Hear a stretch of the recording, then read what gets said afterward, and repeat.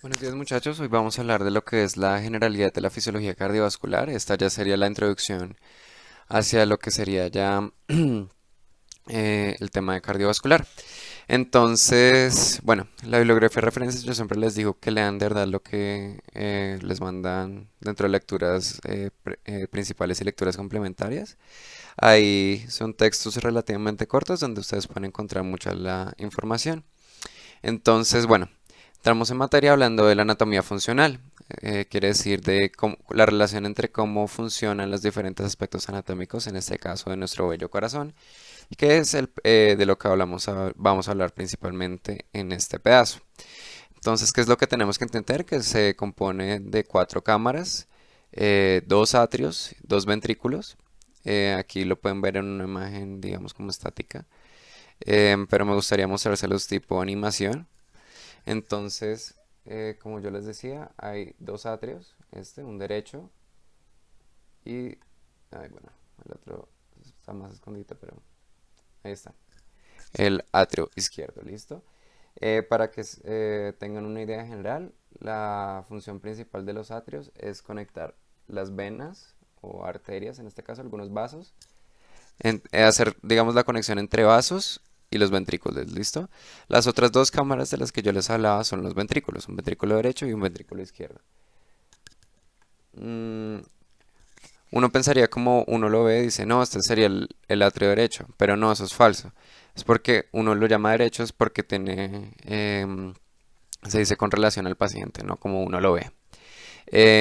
También aquí quisiera hacerles una consideración especial. Yo sé que no me estoy metiendo mucho con estructura, pero tienen que entender que hay un atrio y dentro del atrio se compone con una auriculilla. Es como digamos, un accidente anatómico que sucede ahí. Y pues para que entiendan que hay gente que utiliza los dos términos como si fueran el mismo, o sea, como auriculilla o aurícula y atrio, y pues generalmente no es lo mismo, ¿listo? O pues para que lo tengan en cuenta. Listo. Entonces, pues aquí podemos ahondar, no sé, a ver, ¿qué más podemos decir de esto? Entonces, pues, ¿cuáles son las principales funciones de ese sistema circulatorio? Sería entonces, pues, la perfusión, el intercambio de sustancias, como vimos en la en la fisiología respiratoria, que el corazón no es una bomba, que generalmente se discute que tiene, eh, ay, que tiene dos circuitos, el circuito derecho y el circuito izquierdo. El circuito derecho tiene que ver con la entrada de la sangre general desde las venas cava superior e inferior hasta el sistema pulmonar y el sistema cardíaco izquierdo que tiene que ver con la llegada de la sangre ya oxigenada después del intercambio gaseoso hasta el resto de la circulación sistémica mediante la expulsión de la aorta. Ya vamos a ahondar más de cómo es em, sí, la fisiología cardiovascular. Pues, ¿para qué sirve? Para el transporte de moléculas respiratorias, nutritivas, excretorias, etcétera. Tiene una regulación hormonal y de temperatura. De pronto ven esto un poquito más en líquidos electrolitos, pero es para que sepan que el corazón también sirve para bombear hormonas, digamos el péptido natriurético atrial. Este es un péptido que sirve, por ejemplo, para la reabsorción de sodio en caso de que detecte, digamos, una hipovolemia, ¿listo? Bueno, ese es un dato ahí que les dejo y pues para la coagulación y la protección, ya que sabemos que tiene como una correlación súper importante con la hematología. Entonces, que vemos que es un órgano situado en el mediastino anterior, lo que les decía, hay un corazón derecho, un corazón izquierdo, cada mitad consta de un atrio y un ventrículo. Este es el atrio derecho, ventrículo derecho, atrio izquierdo, ventrículo izquierdo. Tienen un circuito en serie, ya vamos a ahondar más en eso. Y pues que las venas llevan sangre al corazón, por ejemplo, pues como estábamos hablando acá, digamos las venas cava superior, cava inferior, pero el resto de las venas también van a llevar sangre del cuerpo hacia el corazón y las arterias van a llevar sangre desde el corazón hasta el resto del cuerpo, ¿listo? Em, Eso es súper importante porque generalmente uno dice, no, es que hay arterias o las arterias solo llevan sangre con alta cantidad de oxígeno, mientras que las venas llevan sangre con mayor cantidad de dióxido de carbono. Y eso es falso porque no todas las venas y no todas las arterias cumplen con ese criterio. Em, entonces, bueno, aquí les dejo como unas características de cada atrio. Atrio derecho, cavidades de baja presión, paredes delgadas. Bueno, también tienen que entender que entre cada atrio y cada ventrículo y entre cada ventrículo y cada vena, cada vaso, va a haber una válvula, ¿sí? Que va a impedir que el flujo, digamos, pase cuando no tenga que pasar. Ya vamos a ver bien cómo funciona la contracción cardíaca. Entonces, sí, si quieren lo vemos de una vez. Entonces, ¿cómo funciona la circulación? Empecemos aquí, si quieren, desde la circulación venosa. Entonces, va a llegar la sangre con alta cantidad de dióxido de carbono, pues por todos los procesos de respiración celular, desde, bueno, todas las venas, desde cada tejido, y van a, digamos, en confluir, sobre todo, pues, de la parte superior del cuerpo, digamos, del tórax para arriba, generalmente, de la vena cava superior, y el resto de la sangre va a llegar por la vena cava inferior. Entonces, ¿dónde van a desembocar? Van a desembocar aquí en el atrio derecho. Después de desembocar en ese atrio derecho, digamos por acá, se va a abrir esta válvula que se llama la válvula tricúspide. ¿Listo? Esta válvula tricúspide se llama así porque tiene, digamos, como tres cabezas o tres ligamentos. Entonces, esta válvula es la que divide el atrio derecho con el ventrículo derecho. ¿Listo? Entonces, la sangre entró por la vena cava superior, vena cava inferior, atrio, válvula tricúspide, ventrículo derecho. ¿Listo? El ventrículo derecho, cuando se contraiga, va a expulsar la sangre. A ver si lo tengo por acá. Va a expulsar la sangre. Aquí se ve, digamos, relativamente bien. em, Pasando por, aquí estaría, digamos, la válvula pulmonar, se llama válvula pulmonar porque divide el ventrículo derecho de la arteria pulmonar. Em, entonces va a pasar del ventrículo derecho, válvula pulmonar, hacia la arteria pulmonar. ¿Sí? Se llama lo que yo les decía. Como ustedes se dan cuenta, hay una arteria que no va a llevar sangre rica en oxígeno, sino sangre rica en CO2. Esa va a ser la arteria pulmonar que pues viene de un tronco pulmonar, que es este, y se bifurca hacia una arteria pulmonar izquierda y una arteria pulmonar derecha. A ver si lo puedo correr mejor para que lo vean. Sí, aquí la arteria pulmonar derecha y la arteria pulmonar izquierda, que van a llevar esa sangre rica en dióxido de carbono hacia los pulmones, pues para que hagan la respiración pulmonar. La respiración, bueno, sí, el intercambio gaseoso, en donde pues van a ver que esa arteria pulmonar se va a dividir en diferentes segmentos y pues va a llegar a todos los espacios de los pulmones para que pueda haber ese intercambio gaseoso.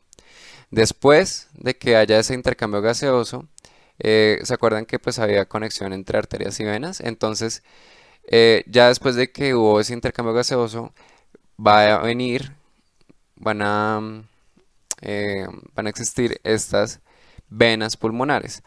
¿Cuál es su función? Llevar esa sangre rica en oxígeno hacia el atrio izquierdo, ¿sí? Entonces, por ejemplo, aquí se la resalto, por ejemplo, acá. Son cuatro, pues grandes. Esta, esta, esta y esta. Si ven que todos desembocan por acá, este es el atrio izquierdo. Ahí pues es donde van a desembocar esa sangre rica en oxígeno después del intercambio gaseoso. Después de esto, va a tener que pasar del auricular, del atrio al ventrículo por esta válvula que se llama la válvula mitral.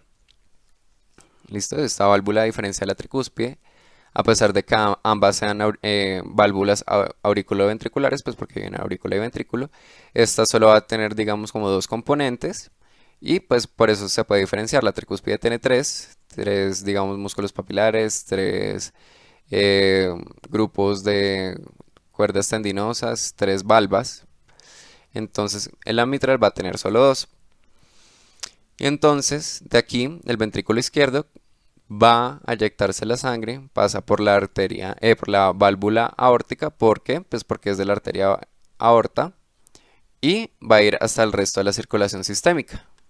Entonces, pues aquí en este esquema lo pueden ver desde, digamos desde acá, ventrículo izquierdo, eyecta la sangre hacia la aorta Y pues desde anatomía ya habrán visto aorta ascendente, arco de la aorta y aorta descendiente. Después ya se va a ir a la aorta abdominal, etcétera. Pero desde aspecto de fisiología, pues así es como va a circular la sangre por el corazón. Después de que va por la aorta, va a pasar por arterias de, digamos, en la aorta abdominal, digamos, ya van a diferenciarse en diferentes sistemas y pues van a pasar por arterias grandes, como por ejemplo esta aorta, que pues tiene mucho tejido elástico. ¿Y por qué?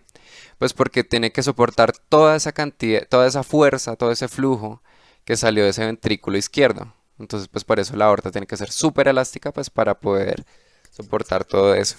Después van a pasar arterias de medio tamaño, que pues son arterias musculares. Después arterias más pequeñas, a arteriolas y después a los capilares. Después de que ya pasan a los capilares, pues mm, llegan, vuelven las venas, pues bueno, a la vénula poscapilar, después una vénula muscular, vena pequeña, vena mediana, hasta una vena grande que pues va a ser, digamos, las venas cavas. Y se repite el ciclo. Bueno, entonces por eso hablamos, que pues cada atrio tiene su diferente función, cada ventrículo tiene su diferente función. Y pues todas súper importantes para que la sangre se movilice de la circulación sistémica a la circulación pulmonar y nuevamente a la circulación sistémica. Ujú.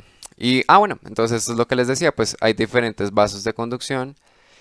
Por ejemplo, hay diferentes tipos de vasos, hay de conducción, de distribución, de resistencia, de intercambio y pues de volumen y de retorno. Entonces, pues por ejemplo, los vasos de conducción van a ser, digamos, las grandes arterias que hablábamos, por ejemplo, la aorta, son reservorios de alta presión, pues porque la sangre se eyectaba más o menos a 120 milímetros de mercurio, entonces pues tienen que soportar toda esa presión. Hay vasos de distribución, vasos de resistencia, como por ejemplo las más pequeñas o las arteriolas que tienen pues tejido muscular. Bueno, aquí les dejo cada tabla pues para que vayan entendiendo los diferentes tipos de vasos. Em, y pues aquí les traigo una correlación con histología. Por ejemplo, esta es una placa histológica de la aorta donde ven este montón de fibras elásticas, pues para que entiendan de verdad lo importante que es la aorta en caso de soportar toda esa presión. Entonces aquí vamos a hablar del vello flujo, em, del cual pues vimos que no había como tanta claridad en este aspecto. Entonces, un momento. Si no es de puntero, puntero láser, ya. Entonces, pues el flujo es el volumen de sangre que pasa por una sección en una unidad de tiempo. Entonces, pues el flujo tiene que ver con principalmente la ecuación de Poiseuille, que nos dice que el flujo tiene que ver con la diferencia de presiones por... ¡Jojo! De acá entonces es importante que entiendan que hay diferentes tipos de vasos y arterias a lo largo del cuerpo, como habíamos visto ya en la fisiología pulmonar. Dentro de estos, pues los más importantes que entienden son que las arterias grandes, por ejemplo, las arterias elásticas, tienen mucho tejido conectivo, fibras elásticas, bueno, todo lo importante para que puedan contener la fuerza que manda la sangre, ¿sí? También es muy importante que entiendan pues las diferencias que existen en las diferentes arterias, grandes, medianas, pequeñas, arteriolas y capilares. Es más que todo el diámetro, pero también entender su contenido de túnica en sus diferentes túnicas. Y pues ahí ya les estaré explicando cada función de cada una. Aquí les hacía la correlación histológica con lo que ya sería la aorta, en lo que ven en una túnica adventicia con mucho tejido elástico, muchas fibras de elastina. Y pues también para que entiendan también los diferentes tipos de venas que hay, desde una vénula poscapilar, que es la que va, pues bueno, como dice su nombre, después del capilar, hasta una vena grande, por ejemplo, las venas cava superior e inferior. Entonces, pues bueno, nuevamente diferencia en su diámetro, pero pues también unas pequeñas diferencias a nivel de túnica íntima y túnica adventicia, como por ejemplo las túnicas postcapilares pues que no tienen, digamos, músculo liso. Bueno, y aquí pues también queríamos distinguir los principios de hemodinámica. Entonces, un concepto que tenemos que tener muy presente es el flujo, que es el volumen de sangre que pasa por una sección de una unidad de tiempo.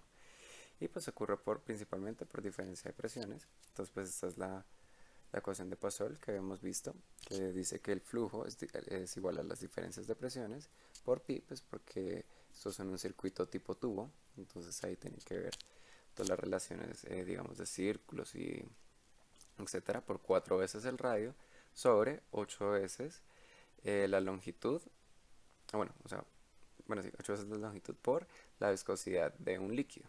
Entonces, pues eso es lo que nos habla de cómo van a haber esas diferencias de presiones. Idealmente lo que tienen que tener más en cuenta, el radio, la viscosidad y la presión. Pues ¿por qué? Porque pi se va a mantener igual, 8 igual. La longitud, pues la longitud del sistema cardiovascular siempre se va a mantener igual. Entonces, pues son diferencias tanto de presiones como del radio de los vasos como de la viscosidad de la sangre que pues van a alterar nuestro flujo de sangre para el resto del cuerpo. Y pues si hacemos un poquito de álgebra, pues podemos entender que la resistencia tiene que ver con, eh, tiene una relación inversamente proporcional con el radio. Entonces, a mayor radio va a haber una menor resistencia. ¿Listo? ¿Y qué es la resistencia? La fuerza que va a impedir la fuerza que ejerce un vaso para impedir el flujo. Entonces, es muy importante que tengan en cuenta sobre todo la diferencia de presiones para cuando hablemos, digamos, de las patologías en síndrome de Down. ¿Listo? Eso ya lo vamos a ver más adelante, pero eso es lo que tienen que tener muy en cuenta.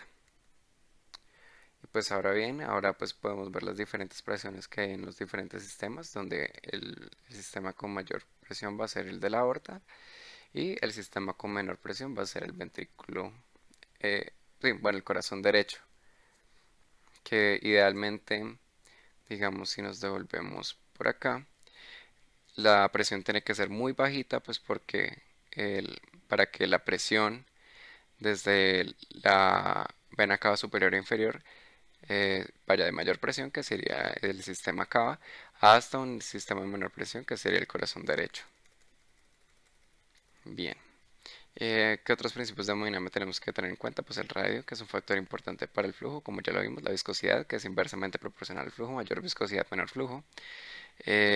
Bueno, y también los diferentes tipos de flujo, el flujo laminar, que es el de mayor velocidad en el centro del tubo, y el turbulento, que genera como clínicamente los soplos cardíacos y pues tienen una mayor resistencia. Entonces pues aquí era la relación que yo les ponía entre la viscosidad y el hematocrito. A mayor hematocrito va a haber una mayor viscosidad, por lo tanto va a haber un menor flujo. Y aquí es lo que les explicaba del flujo laminar. Va a haber mayor velocidad de flujo en el centro del tubo y menor velocidad de flujo, no flujo, sino velocidad de flujo en la parte más cercana a, digamos, las capas del tubo. ¿Por qué? Pues porque este pedazo de líquido tiene una resistencia más con lo que sería, digamos, estas partes externas del tubo, mientras que este flujo que va por acá tiene un menos resistencia. Mientras que en un flujo turbulento, digamos que hay diferentes flujos que chocan y generan no un flujo laminar, sino pues diferentes choques y flujos turbulentos. Entonces, por ejemplo, me vuelvo un segundo acá. Por ejemplo, un flujo turbulento sería, por ejemplo, cuando estas valvas no se cierran bien y cambiarían, digamos, este flujo relativamente laminar a uno turbulento y eso es lo que escuchamos en la clínica como los soplos cardíacos. Pues ahí haciéndoles una pequeña correlación clínica. Entonces, ¿qué otros principios tenemos que tener de hemodinámica? Pues que la velocidad es el tiempo que le demora al flujo al recorrer una resistencia. La capacitancia, que es el cambio de volumen producido por el aumento de una unidad al añadir un líquido. Entonces, pues ese es el ejemplo. Ah, no, perdón. Y la distensibilidad, que es el porcentaje de cambio de volumen.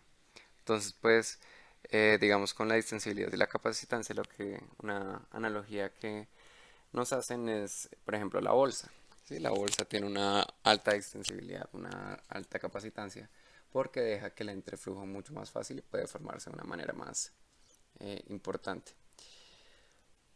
Entonces, vamos a ver por ejemplo, esta gráfica que explica que en las arterias va a haber una mayor velocidad, aunque haya una menor área transversal, pero en los capilares, al haber un mayor área transversal, va a haber menos velocidad. Esto es lo que nos explica em, esta, esta gráfica. Y esta nos explica el efecto pulsátil, ya que a medida que se contrae el ventrículo izquierdo, lo que nos se va a representar en términos de fuerza va a ser una fuerza pulsátil, que es lo que nosotros podemos identificar en todas las arterias y es una característica muy importante de las mismas. Por eso es que nosotros podemos identificar el pulso, digamos, radial, carotídeo, popliteo, femoral, etcétera, en diferentes regiones del cuerpo, que es la representación del bombeo del ventrículo izquierdo hacia el resto del organismo. También es importante que entiendan los diferentes circuitos que hay tanto a nivel cardíaco como a nivel pulmonar, ya que en sí todo el sistema cardiovascular es un circuito en serie, un circuito en serie que quiere decir que las resistencias se suman, es decir, R1 más R2 más R3 me va a dar toda la resistencia del circuito en serie. Pero también encontramos que el sistema cardiovascular tiene de cierta forma un circuito en paralelo. El circuito en paralelo dice que la resistencia es igual a 1 sobre resistencia 1 más 1 sobre resistencia 2. Es decir, la resistencia va a ser menor en un circuito paralelo. ¿Por qué? ¿Por qué se dice que hay este circuito paralelo? Porque generalmente cuando la aorta y las arterias se empiezan a dividir en sus diferentes arterias, arteriolas, arterias de medio tamaño, etcétera, van a crear este tipo de resistencias, como resistencias en paralelo, cuando estas vayan a irrigar los diferentes órganos. Entonces, pues más o menos es lo que nos explican acá, es como cómo sería la circulación en serie, pues con todo el circuito del organismo y el circuito en paralelo teniendo en cuenta la irrigación que existe frente a los diferentes órganos del cuerpo. Entonces esta es la correlación clínica que yo les hacía, que son los soplos cardíacos. Entonces los soplos del corazón son ruidos patológicos que se reciben a la auscultación con un estetoscopio, que pues se originan por un aumento del flujo a través de una válvula cardíaca normal. Entonces dicen una estenosis, una insuficiencia, doble lesión, etcétera, pues por anomalías intracardíacas. Entonces, por ejemplo, cuando una válvula, era lo que yo les explicaba, pues cuando una válvula no se abre bien o no se cierra bien, va a crear ese flujo turbulento que va a crear ese sonido que vamos a poder auscultar cuando hagamos el examen físico cardiovascular. Entonces, como también se pueden ver, digamos, estos diferentes tipos de flujos en un ecodoppler. ¿Se acuerdan que habíamos hablado, bueno, o que habíamos visto en trombosis venosa profunda que se puede utilizar un ecodoppler para ver el flujo dentro de las venas, digamos, las venas superficiales? El ecodoppler tiene una utilidad en clínica también para ver el flujo que existe en el corazón. Ahora ya que ustedes entienden cómo bueno, cómo pasa la sangre a través del corazón normalmente, entonces lo que tienen que entender del ecodoppler es que, a ver, es un transductor que transmite señales sónicas en una imagen. Entonces, por ejemplo, este es una imagen de un ecodoppler de 4 cámaras, pues porque pueden ver las 4 cámaras del corazón. Este, digamos que es trasesofágico. Se puede tomar de dos formas. Trasesofágico, que es metiéndole el transductor a través del esófago. O pues trastorácico, que es por ejemplo este, en el que solo se le pone el transductor en el tórax del paciente y se puede ver así por ejemplo el corazón. Entonces pues dentro de los principios también tienen que entender que el rojo significa que el flujo se está yendo hacia ustedes y hacia azul significa que el flujo se está alejando de ustedes. Entonces, por ejemplo, en este diagrama ustedes podrían interpretar que este pedazo que está en nuestro ventrículo izquierdo se está acercando hacia nosotros, mientras que este líquido, esta sangre que está en la aurícula izquierda, creo yo, se está alejando de nosotros. Entonces, por ejemplo, cuando encontramos los soplos cardíacos, o por ejemplo, este sería una estenosis, si digamos una estenosis, no estoy seguro si es mitral o aórtica, mitral o tricúspide, qué pena. Rararam. Bueno, es que tendría que ver la posición del transductor, pero digamos que vemos cuando pasa la sangre cabeza, digamos, se está alejando de nosotros porque está pasando de una aurícula a un ventrículo, hay cierta turbulencia, ¿sí? No ven que los colores, digamos, se combinan, son tanto azul como rojo. Entonces eso nos indica que puede haber una turbulencia en el flujo y el flujo no está siendo laminar, sino turbulento. Entonces, pues bueno, ahora vamos a hablar de la relación con el síndrome de Down. Entonces, en el síndrome de Down, eh, teniendo en cuenta que pues no lo han visto mucho y para el momento en que yo suba este video no, de pronto están haciendo sus redes y eso. Entonces, lo importante que tienen que entender del síndrome de Down es que van a crear cardiopatías congénitas, es decir, patologías del corazón adquiridas en el nacimiento o en la formación del feto, ¿sí? Entonces, pues tienen que entender que hay diferentes cortocircuitos, diferentes alteraciones.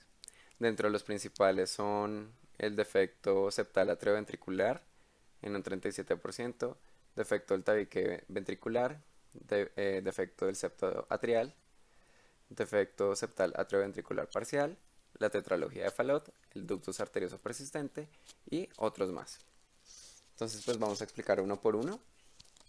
Digamos, la comunicación intraauricular es una malformación en la que eh, el, eh, el septum eh, interauricular no se cierra como se debe en la formación embriológica del corazón. Entonces lo que va a pasar es que la sangre va a pasar de una zona de mayor presión a una zona de mayor presión a una zona de menor presión. Entonces, pues la sangre que digamos que venía desde el atrio izquierdo se va a pasar al atrio derecho. O por ejemplo, bueno, estos son como los diferentes tipos de comunicación interauricular, uno stem secundum y uno stem primum.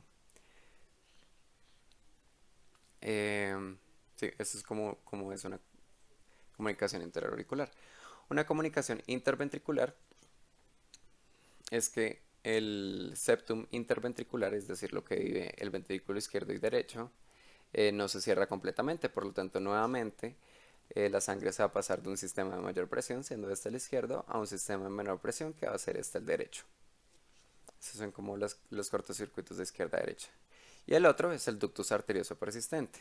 Entonces, desde la embriología, tienen que entender que la circulación no es la misma a como la conocemos normalmente y como se las expliqué anteriormente, ¿sí? Entonces lo que pasa es, como los pulmones están llenos de líquido y digamos no hay necesidad de hacer intercambio gaseoso con los pulmones porque uno, no hay aire y dos, pues nuestras bellas madres nos hacían nuestro intercambio gaseoso mediante la placenta. Entonces todo el oxígeno nos llegaba, digamos pues desde nuestra madre, y entonces cuando la sangre llega desde las venas cavadas, desemboca en la aurícula, en el atrio derecho, pasa al ventrículo derecho y después cuando se va a la arteria pulmonar hay una comunicación, es un ductus que conecta la arteria pulmonar con nuestra aorta. ¿Por qué? Pues porque no tenemos que ir a circulación pulmonar para hacer nuestro intercambio gaseoso, sino que de una vez dicen, venga, pasemos la sangre que ya tenemos desde un sistema de mayor presión, que sería en este caso el que viene de nuestra madre, a un sistema de menor presión, que sería, digamos, el sistémico, que viene acompañado de la arteria aorta, ¿sí? Entonces, el caso es que el ductus arterioso es una comunicación que existe entre la aorta y la arteria pulmonar, en donde la sangre va a pasar de la arteria pulmonar a la arteria aorta, pues para que la aorta difunda esa sangre oxigenada al resto del cuerpo. Pero ¿qué es lo que pasa? Idealmente, cuando nosotros nacemos, digamos, hay como dos mecanismos que lo explican. Digamos, nuestra exposición repentina a diferentes cambios de presión al aire, ya cuando nacemos, hacen que el ducto se vaya cerrando. Y también, cuando nos separamos de la placenta, dejamos de producir estas prostaglandinas, que son un tipo de sustancias vasodilatadoras que van a mantener el ductus arterioso abierto. Entonces, pues como la placenta produce estos tipos de sustancias vasodilatadoras, cuando cortamos el cordón umbilical, se van a dejar de producir, por lo tanto, el ductus se va a cerrar. Esos son como, a grosso modo, los dos mecanismos que explican que nosotros ya no tengamos el ductus arterioso. ¿Y por qué se llama persistente? Pues porque precisamente bebés de síndrome de Down tienen una alteración a este nivel y van a mantener el ductus arterioso persistente. Pues no es tan, digamos, no es tan común, pues en un 4%, pero igual muy importante que lo tengan en cuenta. Rápidamente, ¿cómo se trata? Antes se trataba con un antiinflamatorio no esteroideo, indometacina, IV, pero las nuevas guías recomiendan ibuprofeno. Y la idea es que ustedes ahonden más en esto, pues, en sus RAEs. Bueno, y también hay circuitos de derecha e izquierda. Por ejemplo, dentro de los más importantes sería la tetralogía de Fallot, que ocurre en un 5% de las personas. La tetralogía de Fallot, ¿qué es? ¿Dónde lo tengo? Es este. Entonces, son cuatro características clínicas, por eso se llama tetralogía, tetra, que significa cuatro. Entonces, la primera es la hipertrofia ventricular, ¿sí? ¿Por qué? Porque histológicamente tienen que entender que las células del corazón no se van a dividir, estas no hacen mitosis, sino lo que hacen los cardiomiocitos es hipertrofiarse, es decir, aumentar su tamaño. No cambia el número de células, pero sí cambia su tamaño, por lo tanto puede aumentar su fuerza. ¿Su fuerza para qué? Pues con semejante enredo que tiene, por ejemplo, tiene una comunicación interventricular, la tetralogía de Fallot es hipertrofia ventricular derecha, comunicación interventricular, estenosis de la pulmonar, sí, estenosis de la pulmonar y un cabalgamiento de la aorta. Esos son los cuatro tipos de características, bueno, son los cuatro componentes de la tetralogía de Fallot y pues es un sistema derecha-izquierda, en donde la sangre va a pasar del sistema de izquierda hacia la derecha. Y eso, perdón, de derecha a izquierda, ay, Jesús. Y la tetralogía de Fallot la vamos a definir como un cortocircuito de derecha a izquierda, ¿sí? Pues porque tiene relación con esta hipertrofia del ventrículo, que tiene relación con esta comunicación interventricular y con esta estenosis de la aorta, de la arteria, perdón, pulmonar. Entonces, si hay mucha mayor resistencia para que la sangre pase por este lado y tenemos, digamos, un camino que comunique el sistema de corazón derecha con el sistema de corazón izquierda, lo que va a preferir la sangre es pasarse el sistema izquierda una vez que en este caso tendría una menor resistencia y ir el resto del cuerpo. Pero ¿qué problema encontramos acá? Que entonces la sangre no se va a oxigenar. ¿Por qué? Porque no fue a la circulación pulmonar, sino que pasó de la circulación sistémica nuevamente a la circulación sistémica. ¿Sí lo entienden? O sea, digamos, soy un eritrocito, paso por acá, se contrae la aurícula, fui, paso por la tricúspide, me encuentro acá, digamos, como en este embrollo, no sé para dónde irme, no, aquí hay mucha resistencia, mejor me paso a este lado izquierdo, se contrae el ventrículo izquierdo, me fui otra vez a circulación sistémica. Y entonces estas se conocen, por ejemplo, como patologías cianosantes, muy importante, siempre lo preguntan en la clínica, la tetralogía de Fallot es una patología cianosante. ¿Por qué?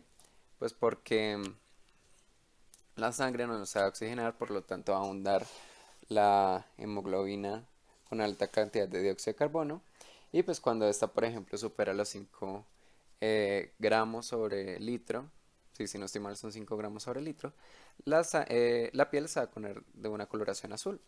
Es lo que conocemos como cianosis y por lo tanto se define la tetralogía de Fallot como una patología cianosante, cortocircuito de derecha a izquierda.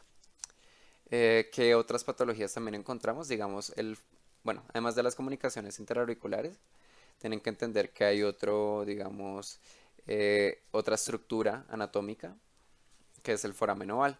Foramen oval, digamos que es un tipo, no es el mismo septum interauricular, sino es un hueco, sí, como un hueco que existe en,